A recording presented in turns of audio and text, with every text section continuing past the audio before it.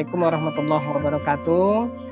Ini kita langsung aja masuk ke materi kita, yaitu materi lanjutan Kamis pagi kemarin, yaitu tentang bagaimana caranya kita untuk menentukan beberapa nilai komponen-komponen yang ada pada rangkaian ekivalen. Kita kemarin sudah sepakat bahwa rangkaian ekivalen itu terdiri dari rangkaian ekivalen lilitan, belitan primer dan sekunder, dan rangkaian dari inti besi. Ini kalau dilihat begini dia.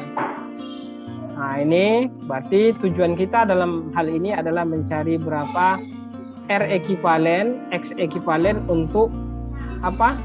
Rangkaian ekivalen belitan trafonya, kemudian RC, tahanan inti ya, dan XM.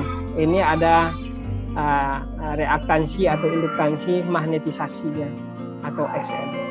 Nah, 4 ini harus dicari ya. Cara mencarinya kemarin sudah disebutkan, yaitu dengan menggunakan metode pengujian ya. Ada 2 pengujian. Yang pertama pengujiannya open circuit kita nyebutnya, yang kedua nanti pengujiannya short circuit. Nah, lalu kita lihat open circuit ya. Open circuit di sini gambar trafonya ada digambarkan seperti di slide ini ya, bahwa trafo memiliki sisi primer seperti ini dan di sini sisi sekunder ya. Ini kita menganggap bahwa ini adalah sebuah trafo satu fase. Ini adalah simbol dari intinya ya. Nah, trafo saat diuji begini, maka sisi sekundernya atau sisi bebannya tidak dikasih beban, sehingga ini disebut dengan open circuit test. Nah, tujuannya apa? Sebenarnya tujuannya nanti bahwa sebuah trafo apabila diberikan suplai tegangan dan trafo ini di sisi sekunder tidak diberi beban, kita berharap akan ada meter-meter yang terbaca di sini. Pertama meter tegangan, yang kedua meter arus, yang ketiga meter daya atau wattmeter. Ini yang ketepus. Nah, ini ingin menunjukkan ke kita sebenarnya yang mengkonsumsi daya-daya seperti ini berasal dari mana? Oh, ternyata nanti berasal dari bagian inti dari trafo atau besi dari trafo. Kalau bagian inti trafo, maka sama artinya kita mencari RC dan XM. Karena inti trafo, inti besi itu rangkaian ekivalennya adalah RC dan XM. Jadi sekali lagi disampaikan bahwa open circuit test ini bertujuan untuk mencari komponen dari inti sebuah trafo atau RC dan XM-nya. Oke, sebelum kita menghitung itu bahwa kita harus pahami dulu beberapa hal. Yang pertama di sini adalah konduktan dari tahanan dari inti itu kita sebut GC ya, di mana GC ini adalah seper RC. Lalu susceptance ini sama dengan XM. Artinya apabila Anda mendapatkan GC-nya lalu Anda dapatkan BM-nya, maka bisa nanti kita hitung RC dan XM. Oke, RC dan XM. Lalu bagaimana?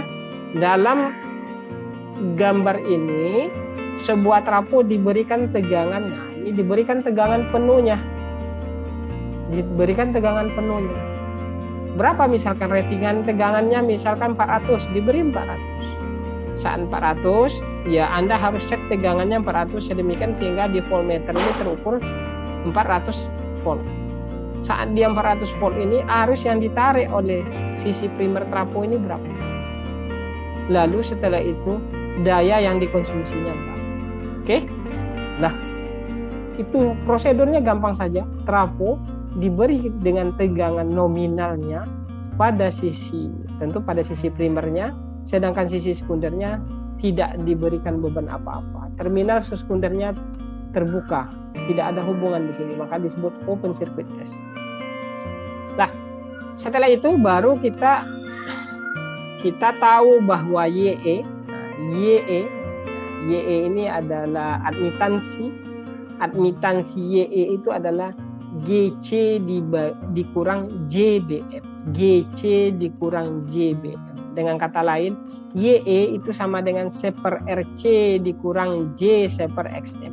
1/RC dikurang J 1/XM. Oke, dapat di situ ya. Lah kita tahu bahwa admitansi itu kan kebalikan dari impedansi. Kebalikan dari impedansi.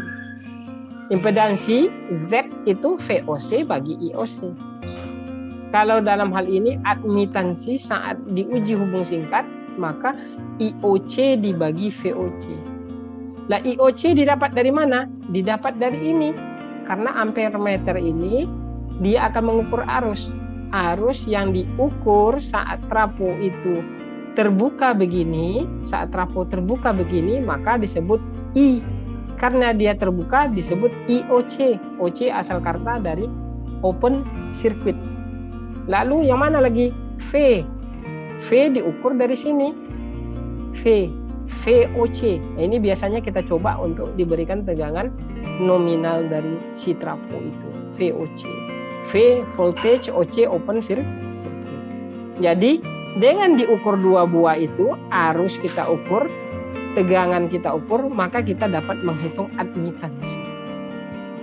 Admitansi dapat kita hitung. Tapi target kita terakhir bukan admitansi saja, tapi target kita terakhir adalah resistansi core. Ini larinya nanti ke arus eddy, kemudian XM. Induktansi magnetisasi ini larinya nanti ke histeresis, ya, histeresis. Nah, setelah dapat Y, maka baru bisa dapat RC dan XM. Dengan cara apa? Dengan cara dihitung GC, dihitung juga BM. Nah, kalau ini adalah Y-nya itu kalau ada tanda mutlak begini itu berarti modulusnya. Anda silakan pelajari lagi tentang tentang bilangan kompleks, ya, bilangan kompleks tapi dia dengan bentuk polar, Maka tidak mau Anda harus mencari sudutnya. Sudut itu atau faktor daya itu cos P, atau di sini disingkat PF, dipanjangkan power factor. Power factor apa? Cara nyarinya? Ya rumus daya. Rumus daya kan P sama dengan V kali I kali cos theta. Cos theta itu power factor. P sudah ada. Apa nama P-nya? P open circuit. Dari mana dapatnya? Dapatnya dari wattmeter. Dia diukur, bukan dihitung. IOC ada, dia diukur dari ampermeter. VOC ada, dia ada, diukur, lagi-lagi diukur atau diberikan, itu jadi VOC. Jadi dari sini bisa dipahami, untuk mencari YE Anda butuh besar arus, besar tegangan saat open circuit. Untuk cari cos P Anda butuh daya, arus, dan tegangan. Lalu masukkan kedua buah persamaan ini. Nah, kalau sudah masuk dalam dua buah persamaan ini, maka gampang aja. YE sama dengan IOC per VOC. Ini modulusnya sebenarnya sudut minus theta. Di mana minus theta ini adalah minus dari arcus cos ya. Nah, arcus cos ya, dari arcus cos power factor. Itu mencari sudut. Nah, dari sinilah dapat nanti Anda hitung nilai RC dan XM pada open circuit. Nah, sekarang kita sudah tahu kita bahwa dengan open circuit Anda hanya bisa mencari RC dan XM. Padahal kita sepakat tadi rangkaian ekivalen itu ada 4 komponen minimal, RC, XM, R ekivalen, dan X ekivalen. Lalu bagaimana cara mencarinya?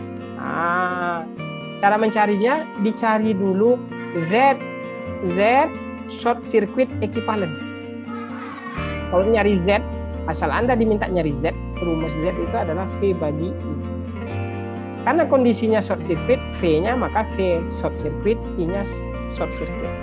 Sama lagi-lagi di sini dipasang 3 meter di sini. Voltmeter, ampermeter, dan wattmeter. Nah, kalau Anda sudah dapat Z, cari cos P. Lagi-lagi cos P kan rumusnya adalah daya sama dengan tegangan dikali arus kali cos P. Atau dengan kata lain, cos P sama dengan daya bagi tegangan kali arus. Dayanya apa? VSC. Kenapa ada SC? Karena short circuit. Tegangannya apa? VSC. Kenapa SC? Karena voltage short circuit. I-nya I apa? ISC. Kenapa ISC? Karena kondisinya I short circuit ya. Jadi tidak ada masalah. Yang mana yang di short circuit? Nah, itu dari gambar ini. Terminal ini di short circuit. Terminal sekundernya di short circuit. Apa nanti tidak terbakar, Pak? Short circuit, konslet nanti, Pak, cross light nanti itu, Pak. Ya memang kalau besar ya terbakar, makanya diberi tegangan kecil saja. VT-nya diberikan kecil saja, sedemikian IS-nya itu tidak melebihi kemampuan dari belitan sekundernya, ya. Oke. Nah, setelah dapat itu, kita punya beberapa hal di sini. VSC sudut 0, ISC sudut min theta, maka VSC bagi ISC sudut theta. Nanti cari short circuitnya tinggal dikali. Nanti VSC bagi ISC itu adalah Z. Nah, cari REQ-nya nanti ya. REQ itu adalah Z EQ dikali cos theta tambah J Z EQ dikali sin theta. Sudah dapat di sini semua ya. REQ-nya dapat, XEQ-nya dapat. Karena itulah rangkaian ekivalen trafo, tidak jauh-jauh dari itu. Ini dia. Rangkaian ekivalen trafo REQ sisi primer, REQ sisi XEQ sisi primer, RC pada inti besi, XM pada inti besi. Dapat cara ngitung 4-4 ya. Jadi hari ini ya itu aja sebenarnya yang harus kita pelajari dengan baik dan benar. Ada dua hal itu saja. Untuk trafo ada dua pengujian. Yang pertama open circuit test, yang kedua short circuit test. Oke. Nah, kalau sudah dapat itu, maka itu mudah bagi Anda apabila trafo sudah diuji, mudah bagi Anda ingin membuat rangkaian ekivalen trafonya. Baik, kita lihat contoh saja ya. Lihat contoh saja langsung. Kita diperlukan untuk menentukan rangkaian ekivalen impedansinya lah ya, impedansi ekivalen dari sebuah trafo. Trafo itu dayanya 20 kVA. Tegangan tingginya 8.000, tegangan rendahnya 240. Frekuensi kerja trafo ini 60 Hz, artinya dia trafo untuk 60 Hz. Nah, ini ada data-data di sini. Data-datanya diberi 3 pasang ya. 3 pengukuran untuk open circuit, 3 pengukuran untuk short circuit. Lah, POC. POC nih. POC-nya di sini nih, POC 8.000. Artinya apa? Sisi tegangan tinggi ini 8.000 diberi tegangan 8.000 juga. Saat sisi tegangan tinggi trafo diberi 8.000, maka arus yang ditarik 0,214. Kemudian daya yang kita pasang buat meter di situ tercatat ada 400 di situ. Jadi masuk akal mungkin ini ya. P open circuitnya 400. Ya karena trafo 20 kVA itu ya berarti hampir berapa tuh? Kalau 1% dari 20 0,2 ya, berarti hampir 2% rugi-rugi ini. Ya, oke. Lah, dari open circuit ini, data-data open circuit bisa Anda hitung cos P-nya. Cos P, jangan lupa cos P POC bagi VOC kali IO. Daya open circuit 400, tegangan open circuit 8.000, arus open circuit kosong. Pakai kalkulator biasa. Nah, ya, pakai kalkulator biasa saja. Ini lagging ya, lagging. Kemudian dari sini apa yang kita hitung yang kedua? Kita hitung yang kedua adalah minus cos P-nya. Ini nanti Anda coba pencet kalkulator, cos min 1 0,243. Nanti diubah dia. Anda ubah bentuk polar ini menjadi bentuk rektangular. Akhirnya dapat pasangan angka begini ya. 0,00063 kurang J,0000261 itu sama dengan suku pertama sama dengan 1/RC, suku kedua sama dengan 1/XM. Dari sini kita bisa hitung nanti RC-nya berapa, XM-nya berapa. Pakai aja rumus. Berarti ini sama dengan ini. Suku kedua sama dengan suku kedua di sini. Nah, dengan begitu bisa kita hitung. Ternyata RC-nya dapatnya berapa? 159 kilo ohm. Nggak usah pakai koma karena ini udah kilo. Kalau sudah kilo, nggak usah pakai koma banyak-banyak, ya. Kalau nanti kalkulator saya ketemunya 108 sekian, nah jangan. Kalau perlu satu angka saja di belakang koma. Lah yang kedua ini dapat XM-nya 38 kilo. Coba lihat ya. Nanti Anda lihat apa perbedaan antara tahanan inti dan tahanan bulitan. Nah, sekarang kita beranjak ke data yang kedua. Data yang kedua ini adalah pengujian saat short circuit. Kita sudah sepakat short circuit itu hanya untuk mencari, bukan hanya, tujuannya untuk mencari apa? R ekivalen dan X ekivalen. Bagaimana cara nyarinya? Oh, kita lihat dulu. Kita hitung dulu ininya, Kospi-nya. Kospi lagi-lagi daya dibagi tegangan kali arus.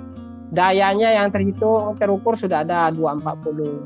Tegangan sudah ada 489. Arus sudah ada 2,5. 0,196 lagging, ini faktor dayanya. Nah, faktor daya ini Anda masukkan ke persamaan ZSE. Nah, 485 dibagi 2,5 nanti dikali Kospi 78,7 dapatnya 38,4. Nanti 485 dibagi 2,5 dikali Sin Pi ini nanti dapat 192. Dengan demikian apa yang terjadi? Kita sudah bisa menghitung komponen yang ketiga REQ dan komponen keempat XEQ. Di sini REQ-nya adalah 38,3 dan XEQ-nya adalah 192. Ini rangkaian ekivalennya begini dia. Ini 195, ini 8. Ini REQ, XEQ. Ya, REQ, XEQ. Di mana ini diambil dari sisi tegangan Q. Ya. Paham kira-kira? Kira-kira paham nggak menghitung nilai dari komponen-komponen ekivalen, rangkaian ekivalen? Nah, kita lihat contoh yang lain ada nggak ya? Sebentar. Kayaknya nggak ada nih. Nggak ada lagi ya. Ini.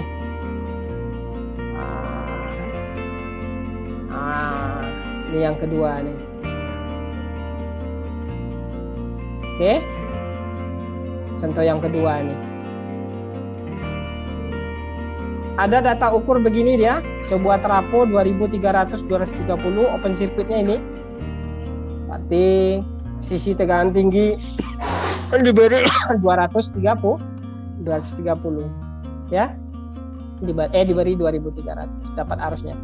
Nah, ini pertanyaannya, carilah rangkaian ekivalen trafo yang referensinya dipandang dari sisi tegangan tinggi.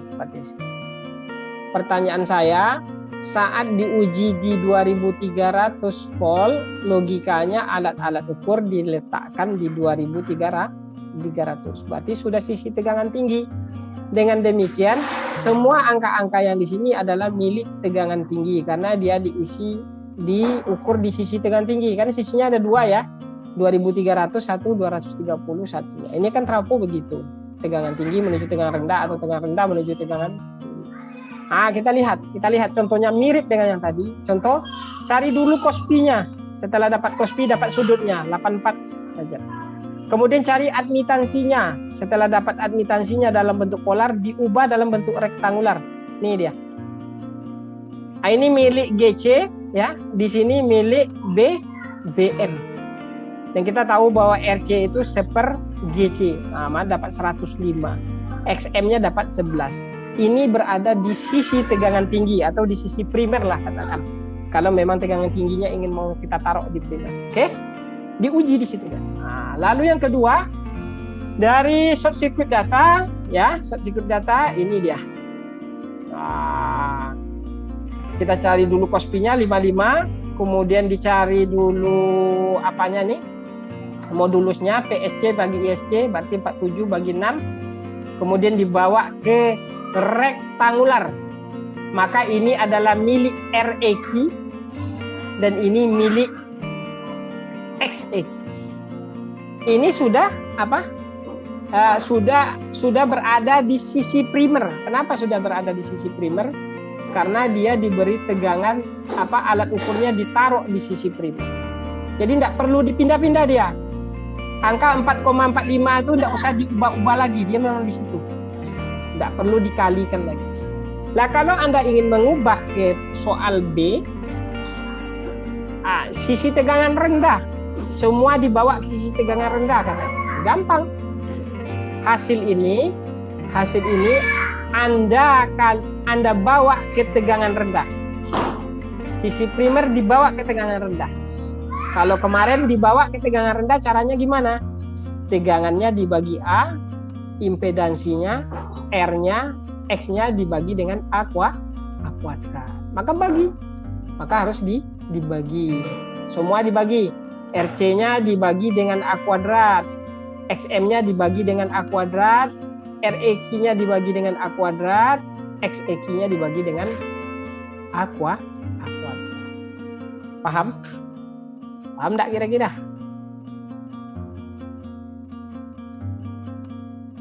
Oh, mati ini penyelesaian enggak ya? Paham? Paham, Pak. Nah, ini pertanyaan ini. Ya, kalau sudah paham ya baguslah itu. Ada yang ingin ditanyakan? Dia ada 2 contoh ya tadi ya. Ini contohnya tadi untuk menghitung nilai ini tadi. Dan contoh yang kedua di ujung saya sengaja lompat karena contohnya mirip. Oke.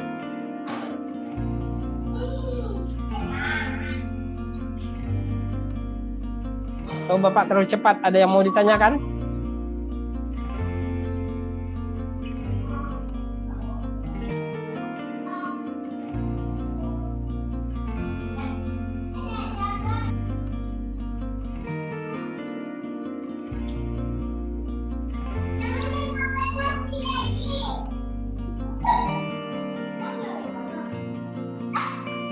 Oke, kalau nggak ada contoh kita lanjut ya. Nah, ini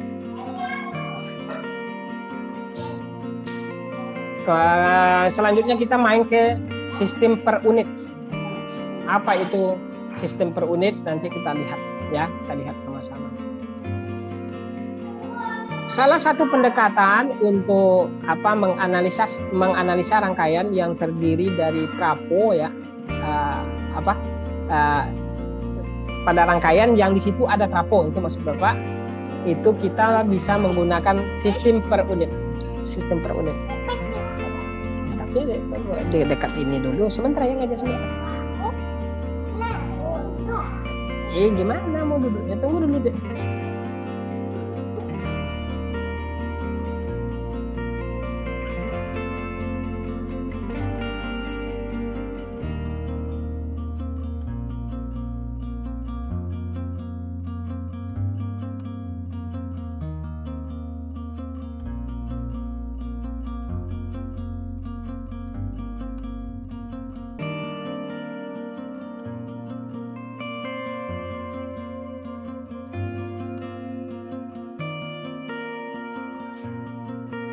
Jadi apabila kita ingin menganalisa rangkaian yang terdiri trapo, kita bisa menggunakan sistem per unit. Apa itu sistem per unit?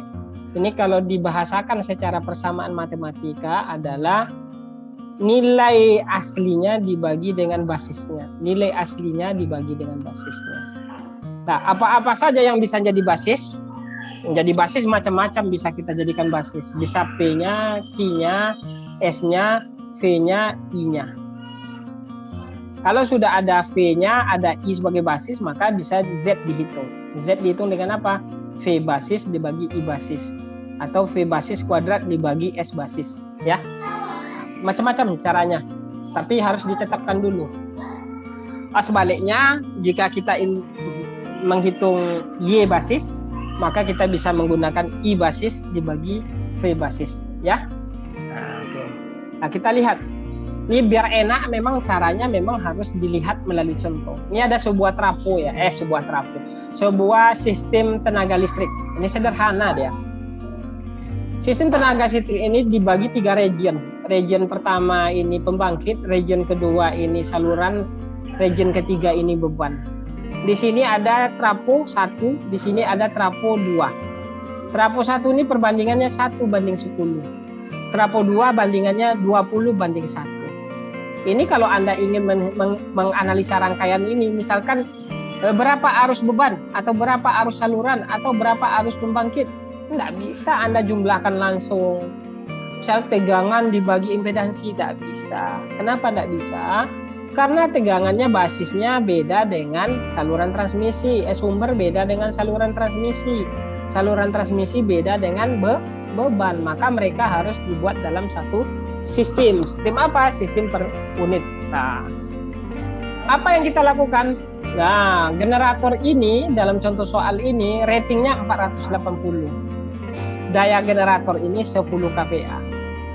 Yang pertama kita lakukan adalah mencari basis tegangan, membasis arus, basis impedansi, basis apparent power. Apparent power ini adalah S di tiap-tiap region ini. Region 1, region 2, region 3. Lah, kemudian mengubah sistem, mengubah besaran-besaran ini menjadi per unit. Tidak ada lagi volt, tidak ada lagi ohm, tidak ada lagi ampere, dan lain sebagainya. Yang ketiga, apa? Ditanyakan di sini, carilah berapa daya yang disuplai oleh sistem ke beban. Yang keempat, carilah berapa rugi-rugi yang terjadi pada saluran transmisi. Ini sebenarnya kan jawabannya sudah tahu kita. Mencari rugi-rugi pada saluran transmisi adalah IL di kuadrat kali 20.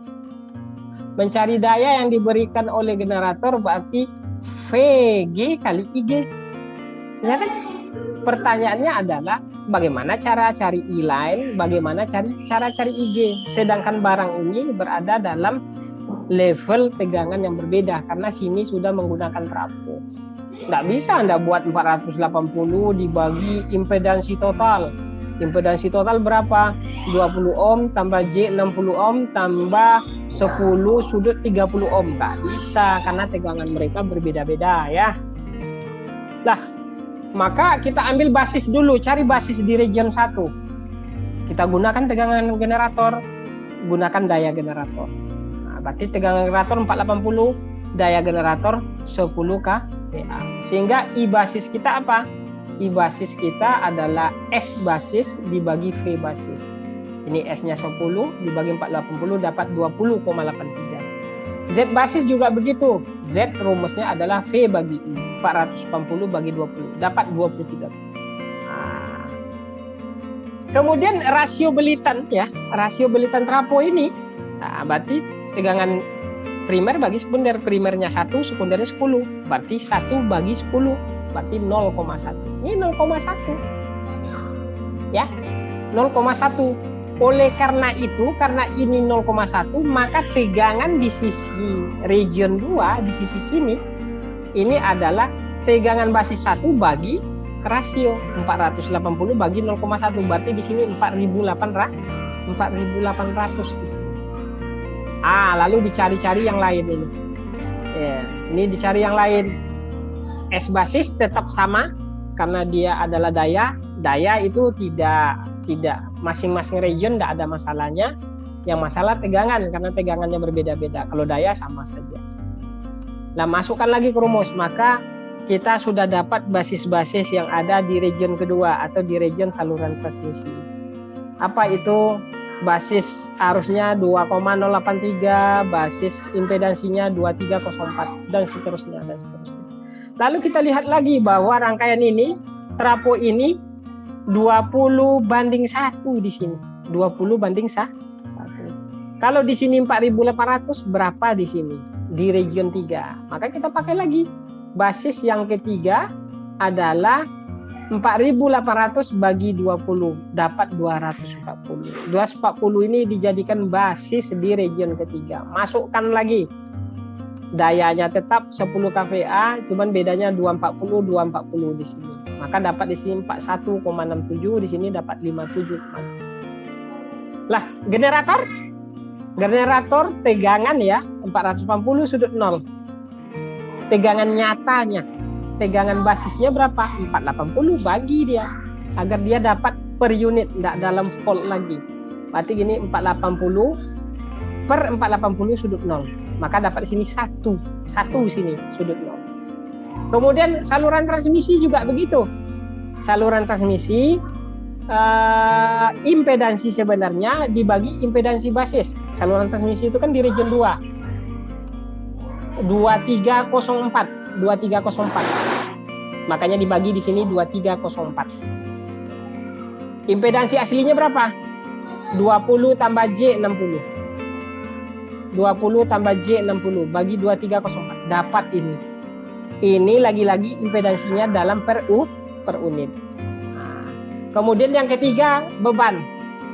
Setahu kita tadi beban dalam soalnya adalah 10 sudut 30 ohm. Ini berapa per unit? Berarti beban aktual dibagi impedansi basis. Beban aktualnya mana? Beban aktualnya adalah 10 sudut 30, basisnya adalah 5,74.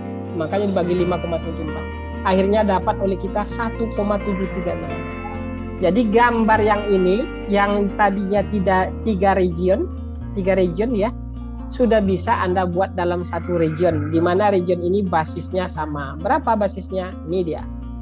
Ini menjadi 1 per unit. Di sini 0,008 per unit, 0,20 per unit. Kalau sudah begini, maka Anda gampang saja mencari arus. Gampang cari arusnya. Arus apa? Tegangan dibagi impedansi total. Tegangannya berapa? 1. Impedansi totalnya apa? Ini tambah ini tambah ini. Maka dapatlah dia arus dalam per unit itu sama dengan arus saluran, sama dengan arus generator, sama dengan arus beban. Berapa?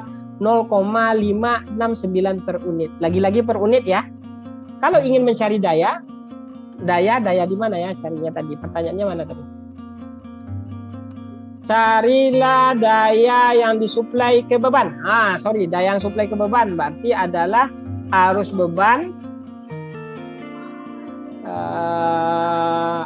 beban dikali R beban.